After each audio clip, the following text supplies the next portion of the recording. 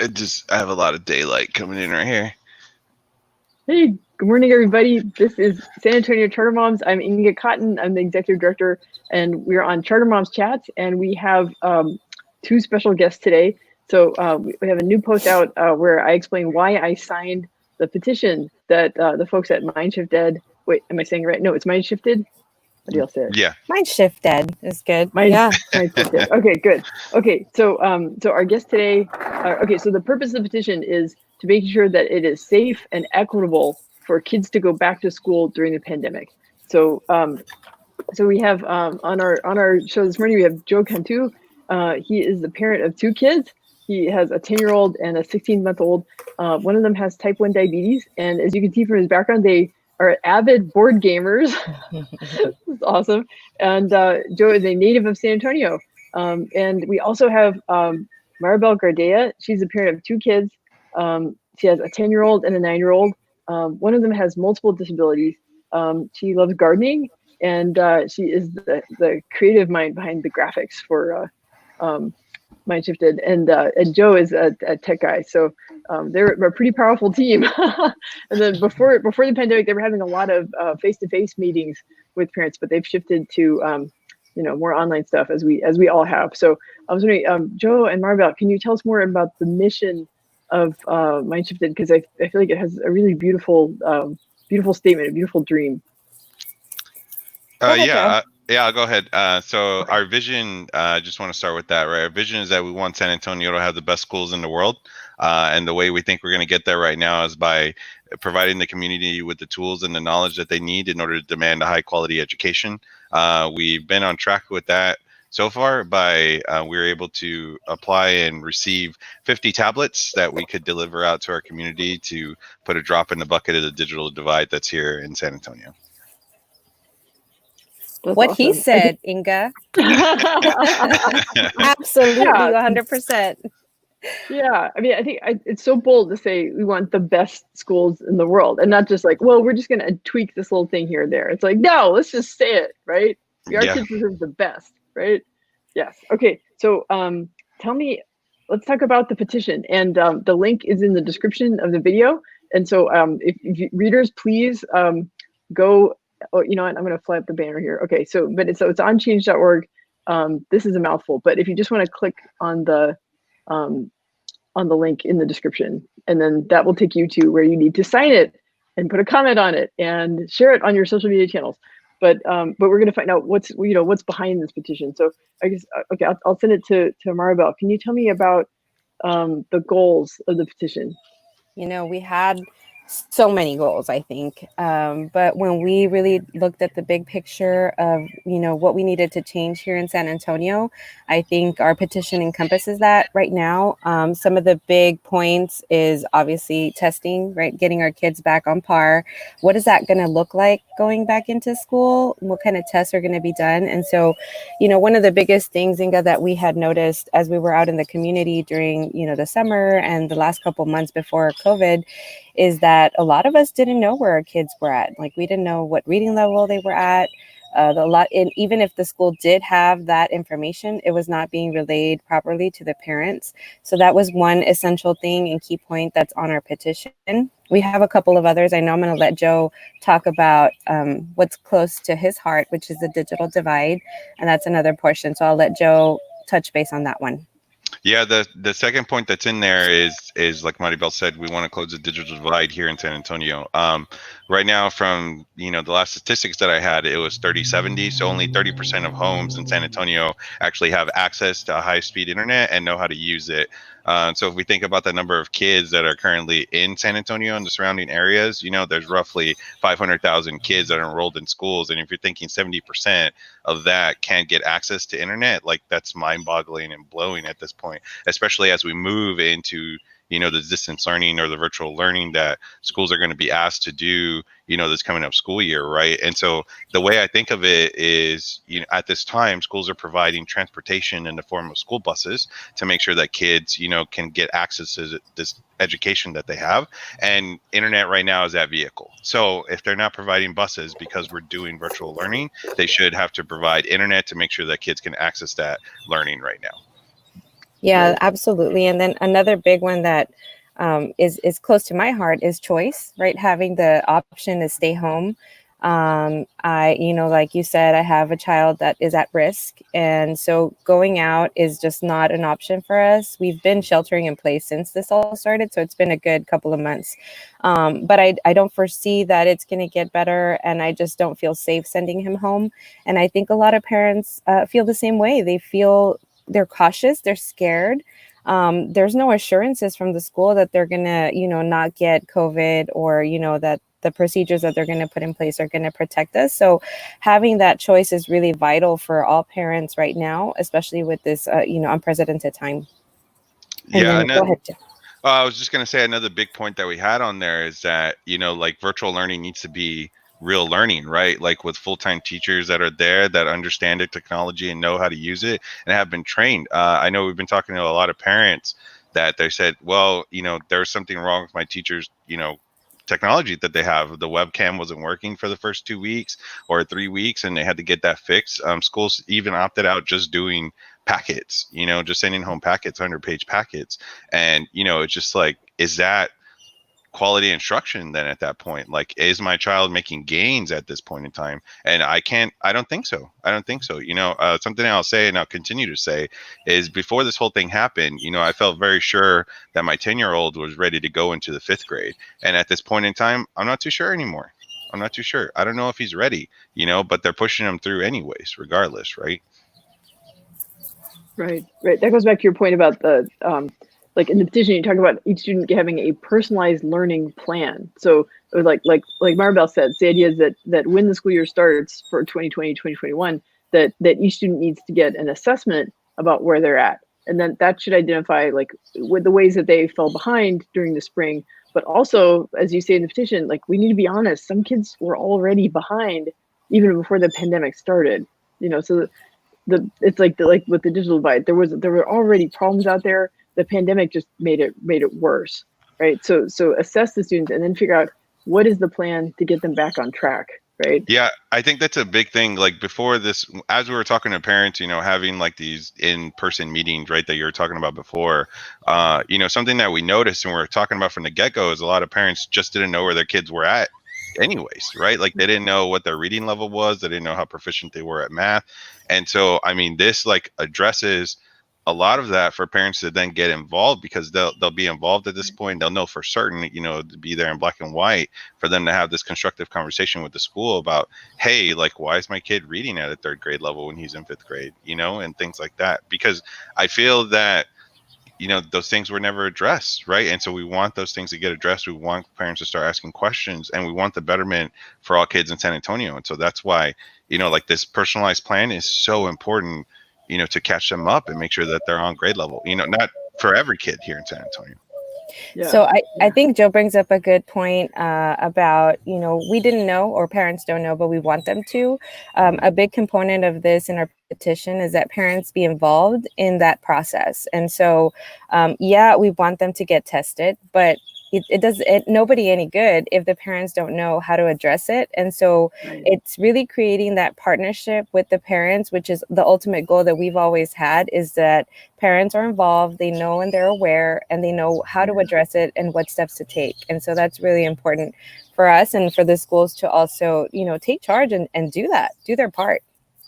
Yeah. That's why I really encourage readers to like click through and read the petition, because I kind of summarized it and I wrote a blog post explaining like why I support the petition, but like this petition, it's really well written and it's really moving. And like, so I really encourage everyone to like, please read it. And like, the parts that resonate with you, cut and paste those, share those. Cause I mean, you guys really, I mean, and it shows like all the work you put in of listening to the community. It really comes through in the petition. Like, and then as I read each step with Joe the other day, it was like, this all makes sense. These are all interrelated. Like you can't take one leg out of the stool. Like they all, they all rely on each other. And I think for about the digital divide, like Joe, you talk about how like the students need the internet access. And they also need devices, and they need training, or the parents need training so that they know how to like really use these things at home. And then it takes all of those steps working together, right? And then you guys were able to raise some funding to get devices and give those away. I don't know. Do you have more thoughts about like the digital divide and how we're going to try to solve this? Yeah, no, I was just going to add in, as we're coming up with this petition, right, we had some feedback from some parents that had said, like, that parents need training on how to use this stuff, right? And so, we kind of put that in there, and had said, like, yeah, they need some training resources on how to use it, but just because you give them a device and you give them internet access, they still don't know how to use it, right? I mean, that's the big thing is a lot of people just haven't interacted with this kind of device before or know what the internet can offer them, right? But at this point in time, again, we're asking everybody in San Antonio like to engage with this distance learning, this virtual learning. And I mean, how can you expect them to do that if they just simply don't know how, right? I mean, they need this kind of support in order to be successful. I mean, there's some statistics that was pointed out. The summer slide is a real thing, right? And because of what happened with COVID, they're now calling it the COVID slide. But the majority of Black and brown kids, they're going to lose up to 10 months at this point in time, right? They're going to lose 10 months. That's a whole year of instruction that they're going to lose. And now if parents aren't ready to send their kids back, which a lot of parents aren't ready to send their kids back to buildings, right? They're going to have to still continue with this virtual learning. And at that point, if they can't get access to it because they don't know how, then they're going to fall even further behind than what they're already falling, right? Yeah. So that's why we said that. Yeah. And then we're going to take it back to Maribel. Like, we're talking about the third point, like about providing choice for parents. And I think there's some really important points in here about that, right? I think for my family as well, like we're concerned about going back on campus. Like my kids' school, they've said that they definitely are opening up the campus, but they haven't told us yet what the distance learning options might be in the fall. And so they gave us a date, like, so about a week and a half from now, we should get more information. But I think your point is that like every family, I think you used the term like without being asked to provide justification, that basically like parents shouldn't have to jump through hoops or get grilled on this, or like that it's really a decision that should rest in the parent's heart, like whether they feel safe having their kids on campus or continuing with distance learning. Can you tell me more about like the thought process behind like phrasing it that way, like without parents don't have to justify what choice they're making? And those are strong words, and we did get a lot of feedback on that as well, because parents were like, well, what does that mean exactly, right? So I know when I'm having conversations within my district, it's always a choice to stay home because my son is a special needs child. And so that's kind of the go-to that they always give me, right, when we're having these meetings about what's going to happen with the school and getting input from parents. And so again, I keep asking, but none of those choices are staying home, right? You're giving 4 different models, but none of those is the model of staying home. And what does that look like? And so I always get the answer or response of, well, in an individual basis, because your son is a special case, then, that is an option for you. But again, I don't have feedback. I don't have anything to show you. So my concern is that, I have that, reasoning. I have that justification. Right. I know that. But I know there's other parents that are also, they don't feel the safe, they don't feel safe, first of all. And then also they're compromised. Like there's people that are compromised themselves. And so maybe the child might be healthy, but him going out is putting the family at risk. And so I just don't feel that there should be a justification in that aspect. I know some parents brought up the idea of like, well, if you're saying that, then that means that, they don't have to send their kids to school, period, and they don't have to show up. But that's not what we're saying. What we're saying is that you're going to follow a distance learning model and then have input on what that's going to be and be a quality model, right? And not just, do packets. And so it's either or. Either you go to school and you follow the models that they're proposing, or you stay at home and follow a model that's specific to digital learning, but that's a really quality learning, right? Not just what they were, the Band-Aid that they gave us towards the end of the school year. So that's pretty much what that means.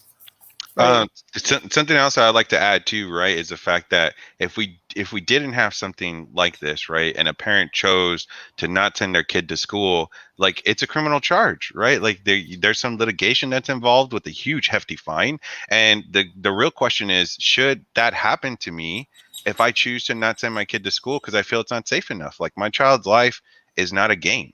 You know, like, it's incredible that we're going through this, right? And I have to think, like, am I going to be facing criminal charges because I want to keep my kids safe? That's insane to think about, but that's the reality that we're in right now. Right, right. Our family situation is that my son has special needs. So I have two kids. I have a 10-year-old and a 12, almost 13-year-old, and he's on the autism spectrum. And it's in his file that he has difficulty with transitions. So more so in the past, but like when he would come back to school after a break, he'd have a rough week. But I mean, he's gotten better as he's gotten more mature. But you know, so like part of me was wondering, you know, what, you know, like just because the transitions are hard, like does that, you know, it's like one thing that's occurred to me, right? You see like school districts are coming out with new calendars that are like intersessional, they have like longer breaks. And, you know, how would he deal with that? What if the schools had to close because there was a spike in cases and then the going home and coming back? Yeah, like that whole mess. I mean, that's scary to me. So like, and for each family, it's different. And then I'm the kind of the caregiver for my dad, who's 85. So I have to be as careful as an 85-year-old because I'm his human, I'm his person who's, you know, looking out for him. And I mean, he's told me like, look, if it's best for the kids, they need to go back to school, and I just won't see you guys until this is over. And those are really tough decisions. You know, those are really, and it's individual for each family. And that's where like the fear of having to like justify or jump through hoops or try to argue your family's circumstances is terrifying. And like, yeah. And Joe, I like, you know, you mentioned like the threat of truancy. I guess for my family, I have homeschooled in the past and I've thought about homeschooling again, but that is a really tough decision because I don't want my kids to lose their place. Like they go to a charter school that has known for having really long waiting lists. And so if we give up our spot, we may never be able to get back in. So that's what we have a comment from a reader who's saying, well, like instead of facing truancy, you can just withdraw and homeschool. But it's still a stressful decision to have to make. Let's see, we have a question. Successful distance learning for young children. Yeah, preschool yeah, Nia's got a question. Like how do we do distance learning effectively for young children? I don't know if we have a good answer for that. I think, yeah, because of how they, right? Because I mean, they're usually all over each other, right? I mean, and we're not experts in that aspect, right? We know what we want as far as like having the ability to make those choices. You know, it's the districts that are responsible to provide that. I mean, we will become the judges of it, right? And see if it's effective for our children. And we're going to decide that once we see it. But if we don't see anything, we can't make that decision. So I think that's part of it. I don't know if you have anything to add to that, Joe. No, I don't. I mean, I know there's some programs that are out there, right? But it's only as much as your kid is going to be willing to engage with it. And it's tough because like the home environment isn't set up for schooling, right? I know like it was real tough for us to like, we had to like pick out a space somewhere in our home to say, hey, this is where you're going to do school. And then when you get outside of this space, then you won't do school, right? Because normally like it's like your space isn't set up for that. It's set up for relaxing and de-stressing and stuff like that, just to be, you know, quote unquote home. You know, so it is what it is. I don't, there's nothing that I've seen currently, mainly because I don't deal with that early education portion of it, right? I do know like what was working for us was him just interacting with Zoom and being able to be there with his teacher and his classmates and being in that whole environment. That helped him a lot, like get through and process and understanding like, why is it that I'm home all the time now when I should be in school, right? So that's something that, but again, like Maribel said, like this, we're not experts here in like this educational, like what's best, right? We do know that, thank you. We do know that there's statistics out there for us to take a look at, right? And so we should really look at that. Like our whole thing is about being data driven and using that to inform our decisions and where we're moving forward. We have a comment. Becca is our group moderator. She said that their kindergartner had a good experience with BASIS, and I think that's relevant to a point that Maribel was making, and that's in the third point of the petition, is that basically like as parents learn like what distance learning is like, or what, you know, sort of socially distanced on-campus experiences are like at different campuses, that parents need to be able to move our kids from one school to another. The funding needs to follow the child, so that like, you know, if a parent, as they learn about, you know, BASIS and decide that maybe BASIS distance learning is it right. And so BASIS just made an announcement that in the fall, families will be able to choose on campus or off campus. And, you know, if families decide that's a good model, you know, they should be able to move their children to the school that they think is the best fit. Yeah, with the money, right? And that's like the big key here is that, a portion, or a giant chunk of what your child is worth, which is probably around what, and I know Joe has specifics, but I'm going to ballpark it like $10,000, right?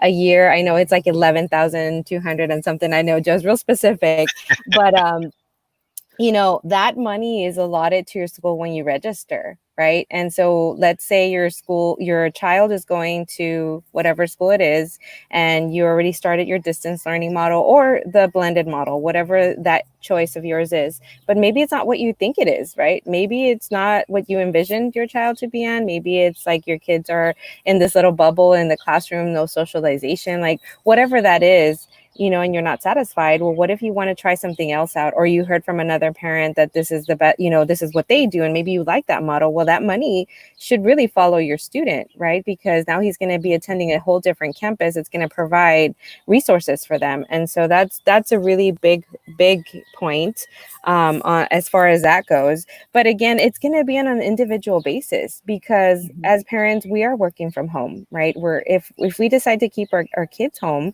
then we're going to be here with them. And it doesn't mean that we can be the actual teacher like 24 hours a day. Like we are essentially, but not like in that platform. And so I think it has to come with a lot of grace. It has to come with a lot of trust and relationship building from the parents with the teachers and the schools, to understand what the dynamic is at home and how to prepare, a family at home to have this classroom in their household. I think that's going to be super vital, because a lot of us just kind of did what we could at the last minute with what was provided. And I know firsthand for me, my son was in a one-to-one campus, so he did have an iPad, and I got to see what I thought was a good distance learning option or model, where he would visit with his teachers pretty much half of the day. And he would rotate every 20 minutes with each teacher and the classroom. And they did have homework after that. And the teachers were available for them to do any tutoring afterwards until 4 o'clock. So to me, that was a lot of, that was more than others. I heard a lot of other campuses were just doing the packets and not even visiting with their teachers. They didn't even get to see them after they were at home. So I mean, it's going to be on an individual basis and what you feel, but I think a good thing to see is like, what are others doing, right? Like, what do other schools look like? Because you don't know what you don't know, and you don't know what you're missing until you realize somebody else has something else that might benefit your child. Yeah, that's a big part of what I mean. So these in June and July, SO turnarounds were offering a lot of information about activities that families can do at home with their kids. They keep learning, but we're planning to transition to back to school content, and so it's kind of an extra layer on top of what we normally do, which is explaining, this is what the school is like, this is how you apply, and there's going to be this extra layer of like, well, this is what the school is like normally, but then this is what they're doing during coronavirus. So actually, we have a good question from a reader. Can you please address parents not working from home? So I mean, I think for those folks, they're going to need to be sending their kids on campus probably, so the parents can work. Go ahead, Joe. I know you had a comment, or it looked like you wanted to say something. Yeah, I did want to say something. Thanks. The thing I wanted to say is, there's a lot of, how do I explain it? There's a lot of guidelines that are coming in from the CDC, and I haven't heard of a school yet that has said that they can comply with each of them to keep our kids safe, right? Like a big thing that they're trying to look for is to make sure that kids are staying 6 feet apart, right? And like, there's just not enough room in schools, right? Schools have been built and made up for efficiency and making sure to utilize like every square foot that they have. And, that's impossible. I do think that like essential workers should have that kind of space for them to send their kids, right? I mean, yeah, there you go.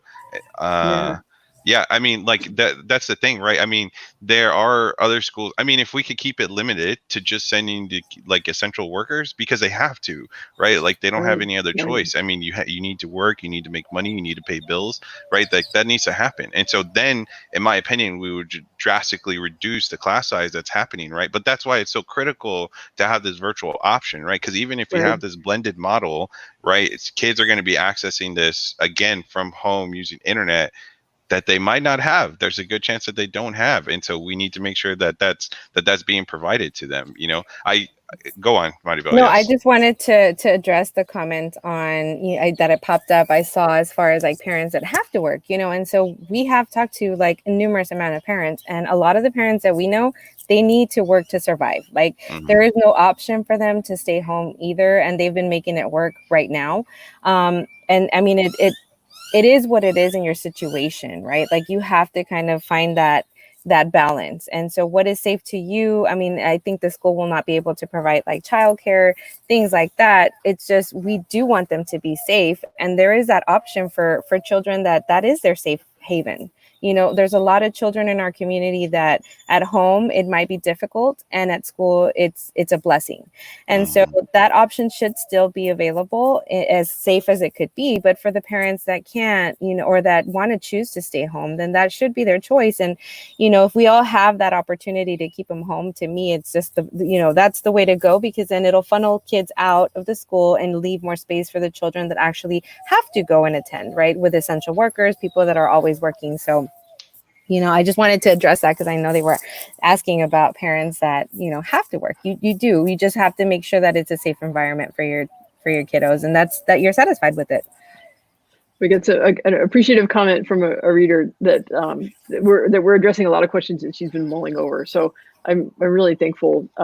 So I think before we kind of hit time, I wanted to make sure that people get like the sort of the call to action messages, and then I'm going to come back and ask you guys for some closing thoughts. So like in the blog, so in the description of the video, there's the link for folks to go and sign the petition. So that's, yes, like we need that. I mean, so like I want to emphasize, like we can tell from the comments, like this is really on people's minds a lot. And but the important thing is for parents to speak up, and for the leaders to know that parents have opinions about this, and that we're not just waiting for it to get handed down to us from the leadership, like that parents need to speak up. So please sign the petition, leave a comment on the petition, explain why you're signing it, share the petition on your social media, like send private messages to your friends with the link and say, hey, please look at this, please sign this, because we want to get some momentum behind the petition. And then I guess I want to explain to people how to find Mindshifted online, that there is a Facebook page where they'll get updates about like things like the live videos. Actually, tonight I'm going to be on the live video, right? Yeah, you totally are. Yes, you are tonight. Yes. So we're trading shows. Yeah. On Mondays we have a news flash where we just update everybody on what happened last week and what's going to be going on this week. And then on Wednesdays we have a what where we just talk about different interesting topics that's going on that we think are like, what? Like, I can't believe that's going on right now, right? And so, yeah, today we'll be talking about the petition with you, and that's what we'll be doing.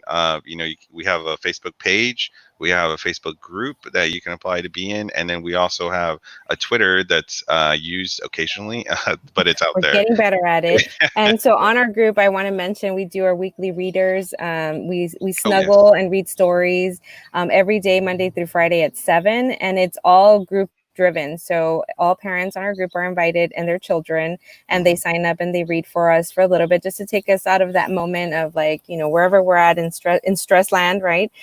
So we invite you to that. And then definitely we're also having a fellowship coming up. We're having a Powerful Parent Academy coming up here in, I believe it's July 8th is the beginning. It is going to be all in Spanish. And then following that particular academy, we're going to have it in English. And so you're invited to apply. There's a link on our Facebook page and group. Or you can just reach out and message us, or info@mindshifted.org to get more information on that. And yeah, I mean, you're welcome. So I love that we're having a lot of doses of Inga today.